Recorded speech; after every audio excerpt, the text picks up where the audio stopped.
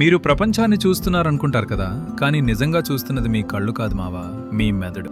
అసలు షాకింగ్ విషయం ఏంటంటే మీ మెదడు వాస్తవాన్ని చూడడం లేదు, కేవలం అంచనాలు వేస్తోంది. అసలు విషయం ఏంటంటే మీ కళ్ళు ప్రతి సెకనుకు 10 మిలియన్ల సమాచారాన్ని పంపుతాయి, కానీ మెదడుకి అంత డేటా ప్రాసెస్ చేయడానికి సమయం లేదు. అందుకే మెదడు షార్ట్ కట్ వేస్తుంది.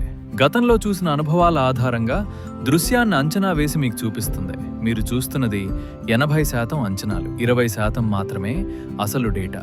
ఇంకా ఆశ్చర్యం ఏంటంటే మెదడు తప్పుడు అంచనా వేస్తే మీకు భ్రమలు కలుగుతాయి. ఆప్టికల్ ఇల్యూజన్స్ పనిచేయడానికి కారణమే ఇదే.